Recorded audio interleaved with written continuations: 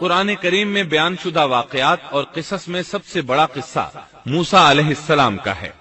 آپ اللہ کے اولو العزم رسول تھے۔ آپ کا قصہ قرآن کریم کی 73 سورتوں میں جا بجا پھیلا ہوا ہے۔ 73 سورتوں میں پھیلے ہوئے قصے کو یکجا کرنا آسان کام نہیں۔ ایسے واقعات کی جزیات کو قرآن و حدیث کی چھلنی میں سے گزارنا انتہائی ضروری ہے۔ تو آئیے سنتے ہیں قصہ سیدنا موسیٰ علیہ السلام کا۔ اللہ تعالی سورۃ القصص آیت 1 تا 3 میں فرماتے ہیں، شروع اللہ کے نام سے جو بڑا مہربان نہایت رحم والا ہے۔ تا سین میم، یہ روشن کتاب کی آیات ہیں۔ ہم آپ کے سامنے موسیٰ اور فرعون کا صحیح واقعہ بیان فرماتے ہیں ان لوگوں کے لیے جو ایمان رکھتے ہیں۔ ان آیات میں اہل ایمان کے لیے نصیحت اور یاد دہانی ہے، جبکہ انہی آیات میں فاسق، نافرمان اور کجراؤ لوگوں کے لیے ڈراوا اور وعید ہے۔ فرعون یعنی ولید بن مصعب بہت جابر اور ظالم شخص تھا۔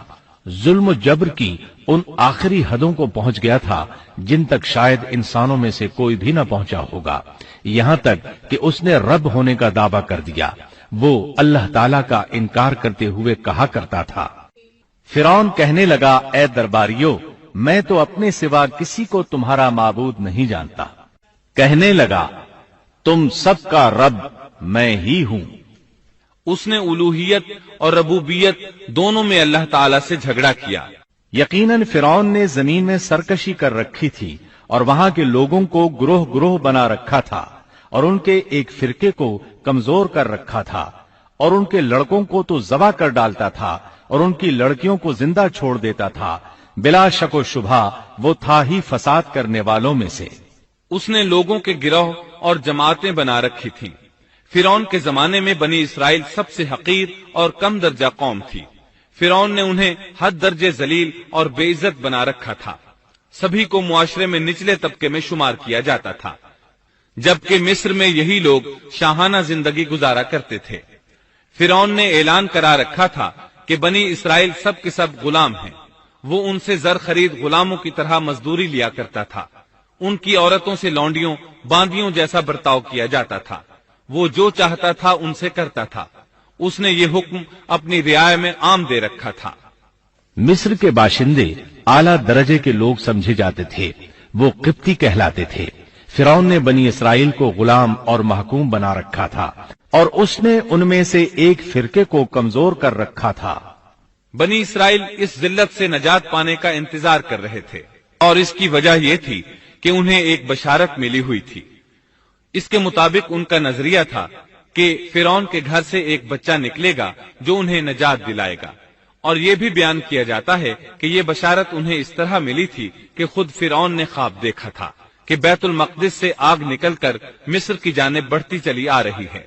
وہ آگ مصر میں موجود تمام لوگوں کو جلائے ڈالتی ہے، مگر اس آگ سے بنی اسرائیل کے گھر محفوظ رہتے ہیں۔ فرعون نے اس خواب کی تعبیر کاہنوں سے پوچھی۔ وہ کاہن اس کے نزدیک عالم تھے۔ انہوں نے خواب کی تعبیر یہ بتائی کہ بنی اسرائیل میں ایک بچہ ایسا پیدا ہونے والا ہے جس کی وجہ سے مصریوں کی ہلاکت ہوگی۔ یہ تعبیر سن کر فرعون ڈر گیا۔ تب اس نے ایک خوفناک حکم جاری کیا، بنی اسرائیل میں جو بچہ پیدا ہو اسے قتل کر دیا جائے۔ اللہ کی قدرت دیکھیے کہ ہارون علیہ السلام اس سے پہلے پیدا ہو چکے تھے اور موسیٰ علیہ السلام کی والدہ امید سے تھی۔ فرعون نے اپنا حکم یوں جاری کیا تھا کہ اگر ان کے ہاں بیٹے پیدا ہوں تو انہیں قتل کر دو، بیٹیاں پیدا ہوں تو انہیں زندہ چھوڑ دیا جائے۔ چنانچہ ایسا ہی کیا جانے لگا۔ ہر نو مولود بچے کو قتل کیا جانے لگا، بچیوں کو چھوڑ دیا جاتا۔ یہ تھا بچوں کو ذبح کرنے کا حکم جو بنی اسرائیل میں شروع ہوا۔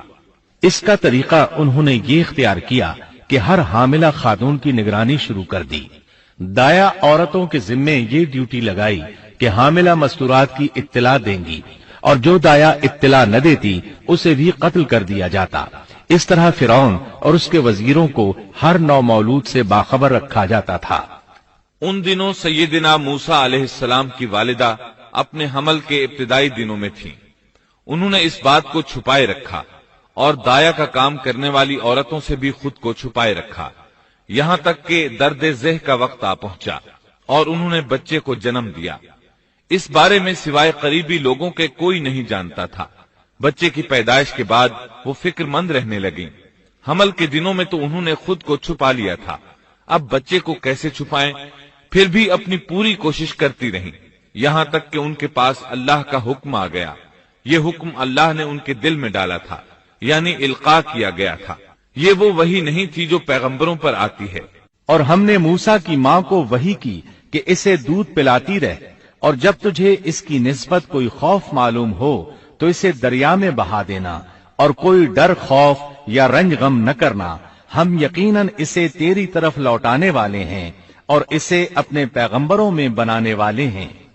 मतलब ये था कि जब तफ्तीश और तहकीक शुरू हो या खतरात बढ़ जाएं तो इसे दरिया में डाल दें। इस आयत मुबारका में बैक वक्त दो खबरें, दो अहकाम, दो हुक्म इम्तिनाई और दो बशारतें हैं। यानी हमने मूसा की माँ को वही की कि इसे दूध पिलाती रहे, ये दो खबरें हैं। और जब तुझे खौफ महसूस हो तो इसे दरिया में बहा दे, ये दो हुक्म हैं। कोई खौफ न खा और कोई गम न कर, ये दो इम्तिनाई हुक्म हैं। हम यकीनन इसे तेरी तरफ लौटाने वाले हैं और इसे अपने पैगंबरों में से एक पैगंबर बनाने वाले हैं। ये दो बशारतें हैं। और फिर वाकई तलाश शुरू हो गई। बनी इसराइल पर सख्ती की गई। मूसा अलैहिस्सलाम की माँ ने अल्लाह के हुक्म के मुताबिक बच्चे को संदूक में रखा और दरिया में छोड़ दिया। साथ ही मूसा अलैहिस्सलाम की बहन से कहा, तू भी इसके पीछे पीछे चलती जा। चुनाचे वो दरियाए नील की मौजों में चले और उनकी बहन किनारे किनारे चली, अपने भाई की निगरानी करती जा रही है कि दरिया में डालने के बाद क्या बनता है। अल्लाह ताला सूरतुल कसस आयत 11 में फरमाते हैं, मूसा की वालिदा ने उनकी बहन से कहा, तू इसके पीछे पीछे जा। तो वो उसे दूर से देखती रही और फिरौनियों को इसका इल्म भी न हुआ। संदूक बहता हुआ फिरौन के महल्लात के करीब आन ठहरा। महल्लात दरियाए नील के किनारे थे।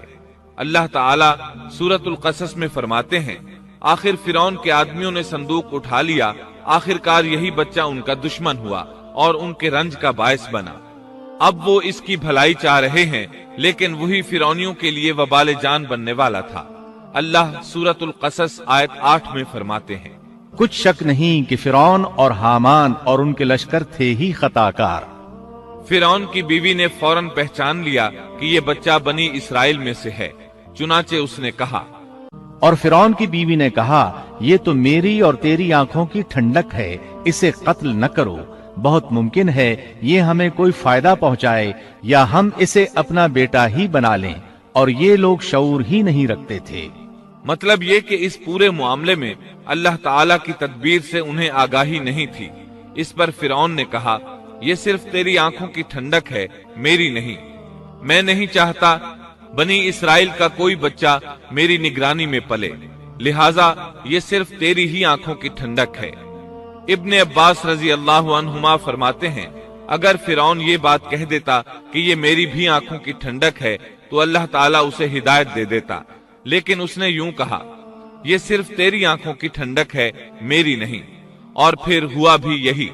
मूसा अलैहिस्सलाम आसिया की आंखों की ठंडक बन गए, फिरौन की आंखों की ठंडक न बने।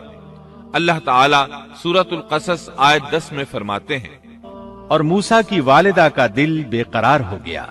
यानी उसका दिल मूसा अलैहिस्सलाम की याद के अलावा दुनिया की हर चीज से खाली हो गया।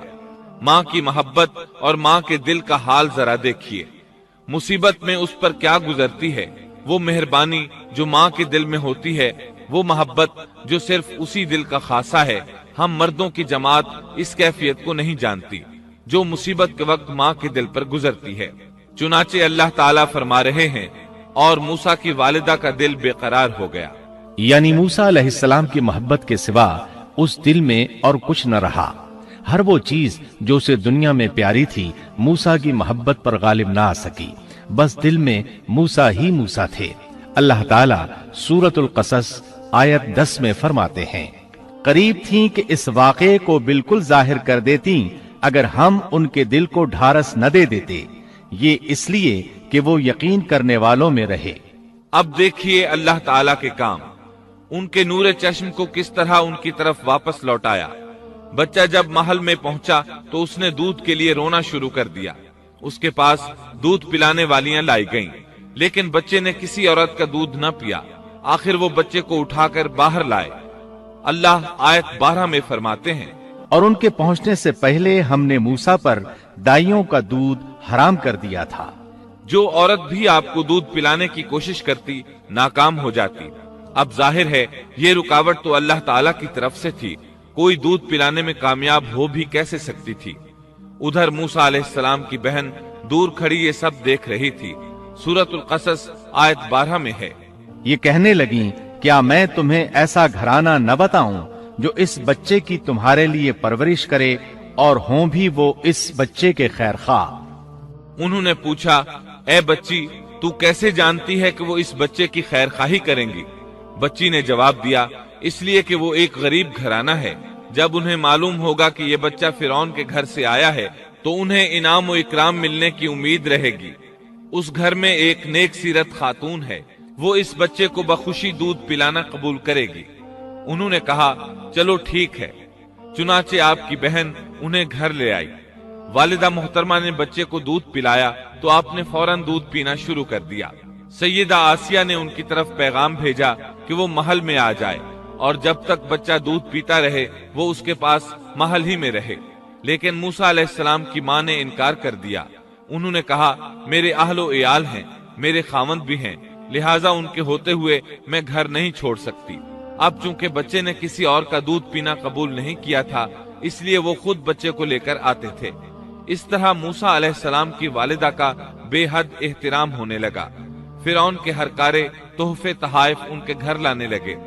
اللہ تعالیٰ آیت 13 میں فرماتے ہیں، پس ہم نے اسے اس کی ماں کی طرف واپس پہنچایا تاکہ اس کی آنکھیں ٹھنڈی رہیں اور آزردہ خاطر نہ ہو، اور جان لے کہ اللہ کا وعدہ سچا ہے، لیکن اکثر لوگ نہیں جانتے۔ اس طرح موسیٰ علیہ السلام شاہی محل میں پلنے بڑھنے لگے، یہاں تک کہ 18 سال کے خوبرو نوجوان ہو گئے۔